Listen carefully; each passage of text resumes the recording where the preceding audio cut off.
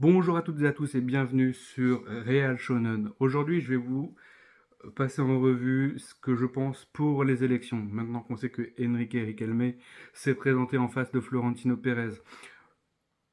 En premier lieu, je n'ai rien contre Florentino Pérez. C'est un grand homme, quelqu'un qui a apporté de la stabilité dans le club au niveau des finances, quelqu'un qui a apporté énormément de trophées. Et ça, on ne pourra jamais lui retirer. C'est le plus grand président au monde d'un club. Maintenant, maintenant que c'est dit, on va aborder les sujets de sa fin de mandat, pourquoi il a provoqué des élections, et aussi ce qu'on peut lui reprocher aussi pour justement lui rentrer dedans, dire voilà, on n'est pas content de certaines choses, et il faut vraiment qu'il ouvre les yeux pour pouvoir, il faut vraiment que les Madrilènes portent cette voix-là pour pouvoir, s'il est réélu ou si c'est Enrique Riquelme qui est élu, bah, puisse apprendre des erreurs en fait et corriger le tir. S'il est réélu, et qu'il puisse faire les choses différemment. En premier lieu, c'est un président qui a tout apporté au niveau des finances. Et au niveau des finances, le fait de faire un nouveau stade devait apporter beaucoup d'argent par rapport aux événements qu'on devait faire autres des matchs de foot. Sauf que le projet, je vais le dire clairement, il a été géré n'importe comment. C'est de l'incompétence. Vraiment, de l'incompétence pure. Quand tu fais un projet de rénovation de stade, de pas avoir étudié l'acoustique, que un match de foot, ça fasse du bruit, ok, mais que les concerts qui soient dans le stade provoquent des sons différents, voire des décibels beaucoup plus forts pour le voisinage, et que le voisinage, bah, gueule et disent non, on veut pas de ça. Je pense que ce projet-là, il a été vraiment étudié n'importe comment. Et que pour un stade comme ça, en vrai, avec des personnes qui sont placées comme ça, qui peuvent savoir avoir des gens pour étudier, des gens qui vont s'occuper du projet, qui vont voir tous les défauts, les petites choses. Et là, c'est pas une petite chose, l'acoustique, hein, c'est vraiment au cœur du problème et c'est vraiment un gros problème et visible. Euh, Ça n'a pas été bien étudié. Donc pour moi, c'est un gros mauvais point de Florentino Pérez. Et les finances, ça se traduit dans les finances pour avoir moins de force et devoir rembourser un stade sans avoir en dégagé le bénéfice qu'on devrait en dégager sur le papier, ce qui était marqué en fait. Et là, je trouve que c'est vraiment mal géré. Par ailleurs, au niveau business, avoir des joueurs bankable pour pouvoir faire grandir la marque du Real et avoir un rayonnement, je trouve que c'est pas mal. C'est pas mal, c'est bien joué niveau marketing, mais il faut pas s'arrêter au niveau marketing seulement. Parce qu'un club de foot, c'est aussi un projet sportif. Et un projet sportif sans trophée, on n'est rien. Sans équipe, on n'est rien. Ce que Florentino Pérez a fait lors de son premier mandat des Galactiques, il a vu que ça a merdé à partir du moment où t'empiles les stars. Tu peux avoir les meilleurs joueurs au monde, les plus bankable et tout. Tu vas aller loin avec ces stars, mais tu iras beaucoup plus loin avec une équipe unie, solide, et qui avance en groupe, et qui fait des efforts les uns pour les autres. Je remarque que on a dû se séparer de pas mal de joueurs depuis le temps. On a eu l'ère Cristiano Ronaldo, mais Cristiano Ronaldo n'était pas tout seul. Il y avait beaucoup d'autres autour qu'on a vu après coup en disant ah, c'est des grands noms et tout, mais ils ont été recrutés pour rien, hein. Modric, Casemiro, tout ça, les Vasquez, tous ces joueurs qui travaillent, qui charbonnent et qui se donnent à fond, non pas pour leur propre nom, non pas pour être incroyable, mais pour pouvoir briller pour le Real et pour donner leur maillot, leur cœur pour le Real, les Nacho, tout, Ramos, tout. C'était pas pour eux qui faisaient les choses à la base, c'était pour le Real Madrid. Là où Cristiano Ronaldo, on pouvait dire ouais, il a un ego et tout. Sauf que lui, il a apporté la niaque, la hargne, la détermination dans tous les aspects, que ce soit sportif, que ce soit vie extérieure ou nutrition pour les joueurs. Il a apporté c'était le guide en fait de ces joueurs pour ne jamais rien lâcher, pour toujours persévérer, aller de l'avant, travailler, trouver de nouvelles astuces, essayer de gagner et ne pas se satisfaire des petites choses que l'on a ou que l'on a acquis et ne pas s'asseoir dessus en disant c'est cool, on l'a acquis. Non, toujours aller chercher plus loin. Là encore, on le voit hein, quand, dans son équipe, là, il essaye toujours de dépasser les limites au niveau des buts et tout.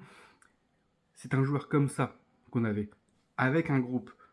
Au début, on se disait, bah tiens, on critiquait les Asensio et tout, mais tout le monde a fait sa part. Tout le monde était là pour le collectif. Là, en ce moment, on a des joueurs qui sont désunis, sans capitaine de navire, avec un Florentino Pérez qui a accepté de faire venir Mbappé, un caprice que pour moi j'estime qui, si le joueur dit non une fois, c'est bon, au revoir. On a d'autres joueurs, on avait d'autres priorités à ce moment-là. Certes, c'est un coup de force pour lui, d'avoir fait venir le joueur le plus bankable au monde, le plus incroyable. Oui, c'est très bien, et s'il n'était pas venu, on se serait peut-être demandé qu'est-ce que ça aurait été avec Mbappé s'il n'était pas venu. Et maintenant qu'il est là, on se dit, ah tiens, on a vu ce que c'est avec Mbappé, et on a vu qu'on a perdu aussi, pas que pour Mbappé. Mais l'arrivée de Mbappé a créé des tensions dans le vestiaire, au niveau des salaires, au niveau des égos, au niveau des placements, des choses qu'il n'y avait pas avant. Bizarrement, je vois le Real Madrid plus fort sans Mbappé et sans ces histoires-là, et Paris moins fort avec Mbappé. Et depuis que Mbappé est parti, Paris gagne 2 Ligues des Champions. Euh, il faut se poser les bonnes questions, savoir est-ce que c'est des grands noms qu'on veut ou est-ce que c'est une bonne équipe, une équipe unie et cohérente.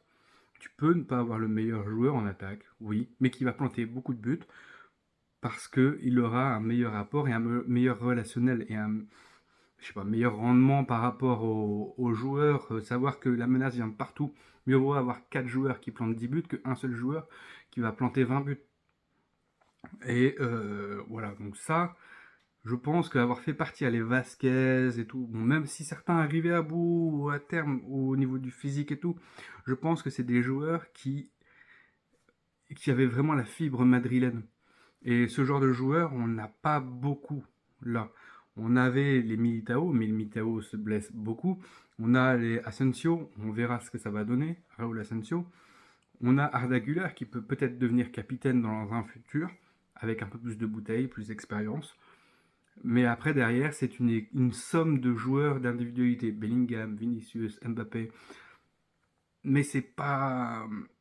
On peut pas critiquer ces joueurs-là par leur qualité footballistique, parce que c'est des joueurs, des top joueurs, mais c'est des joueurs qui sont des sommes d'individualité et qui ne sont pas un collectif. Et là, Florentino Pérez, il a fait une erreur là-dessus. Miser sur le business, l'économie, et pas voir le sportif. Donner le pouvoir aux joueurs, ok, parce qu'ils gueulent à un entraînement, ou parce qu'ils veulent plus de cet entraîneur, Xabi Alonso, et je trouve que c'est une erreur encore de Florentino Pérez d'avoir laissé passer ça sans soutenir son entraîneur et directement d'avoir jarté Alonso pour pouvoir mettre un nouvel entraîneur qui soit le pantin et qui ne gère pas le vestiaire et du coup ça vient avoir le pouvoir aux joueurs et ça implose de l'intérieur. C'est vraiment ce qu'on voit, c'est ça. L'image renvoyée. L'image. Après, peut-être que c'est différent à l'intérieur, peut-être que c'est plus nuancé, mais toujours est-il que nous, on voit une équipe collectivement tient pas la route. On se paye Arsenal, on tient pas la route. On se paye City, on tient pas la route. On tient Bayern, on tient pas la route. Je parle pas du PSG, on se fait exploser. Il faut être réaliste. Maintenant, comment on reconstruit? Avec une équipe stable. Et on veut Mourinho, Florentino Pérez pardon, veut Mourinho, mais tu avais Alonso, tu l'as viré.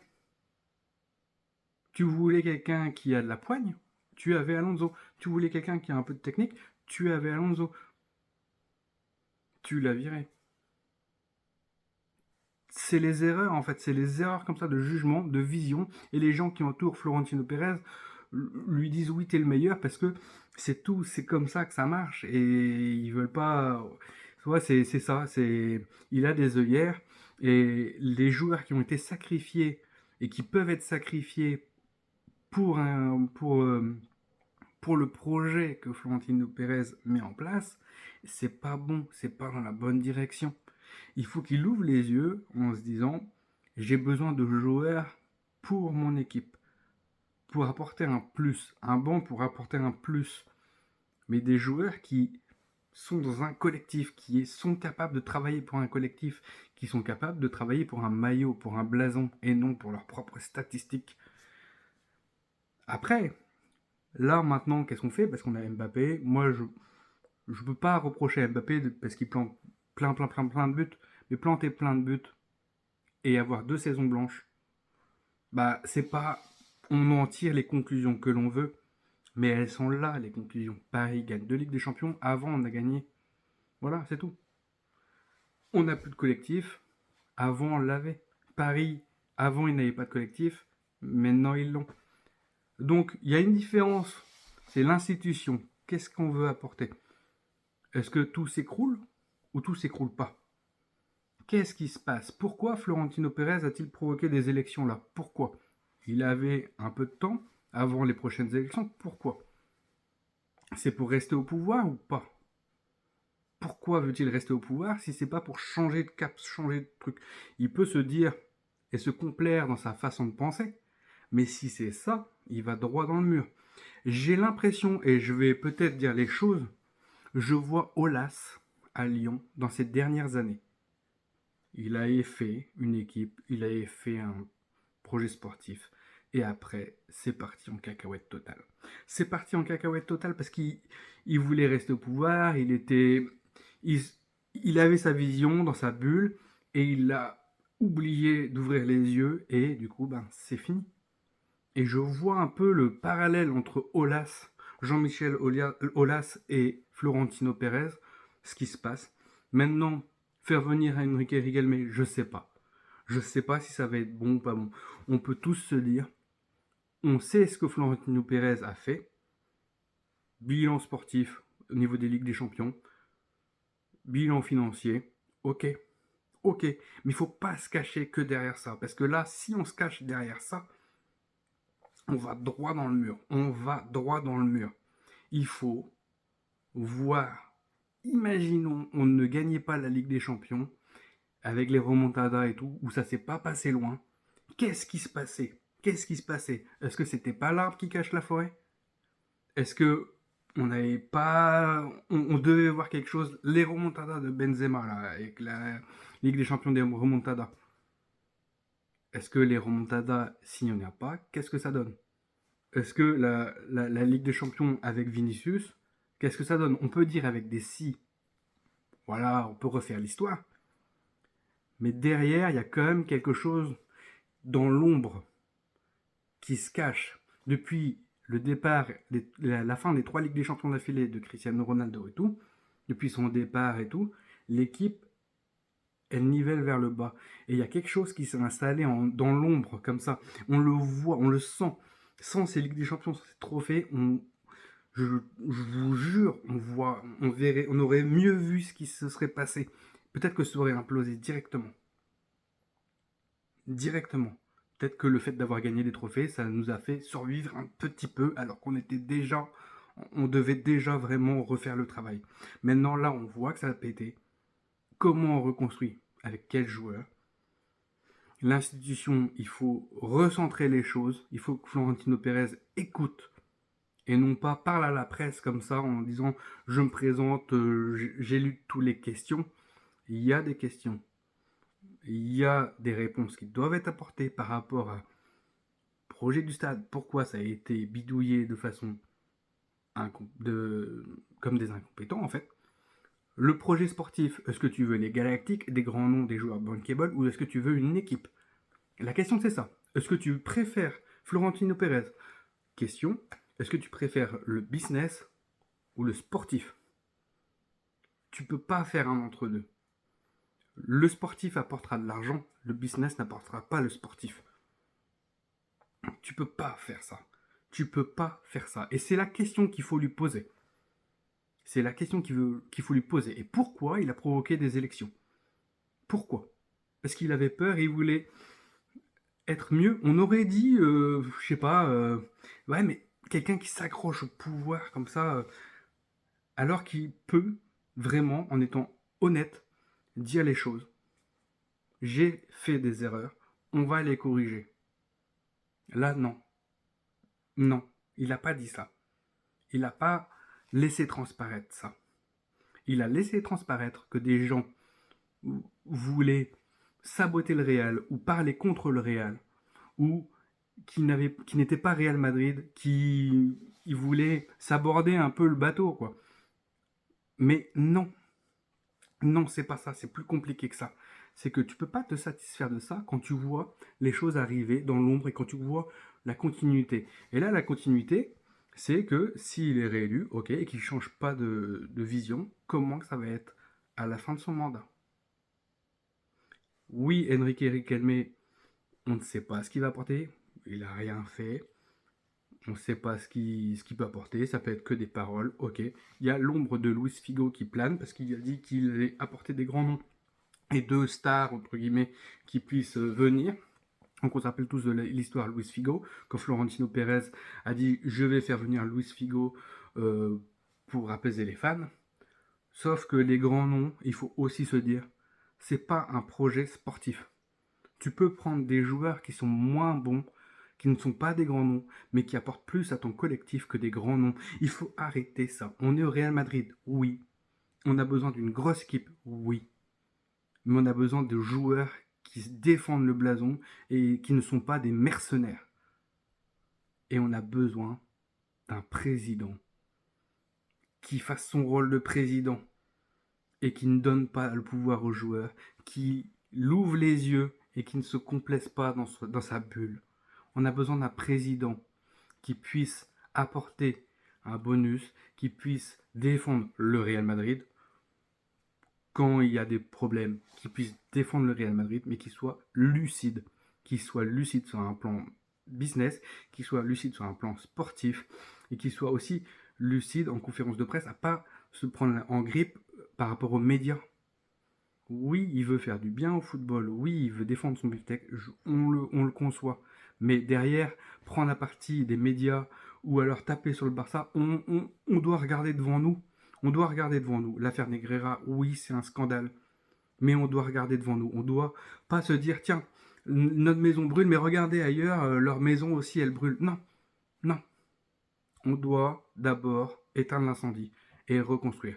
Déjà, si on avait ouvert les yeux avant, au lieu de se leurrer dans notre truc, on aurait vu déjà ce qui allait se passer. On voit déjà le déclin. Quand Kroos, Modric, Casemiro, ils sont plus là pour tenir l'équipe, on a besoin des mecs comme ça, on a besoin des Vasquez, on a besoin des Asensio, on a besoin de tous ces joueurs-là de l'ombre qui ne veulent pas leurs propres statistiques, mais qui veulent justement faire rayonner le Real et l'équipe, et qui sont prêts, comme Karim Benzema avec Cristiano Ronaldo, à sacrifier leurs statistiques pour faire briller le Real Madrid. Tchou.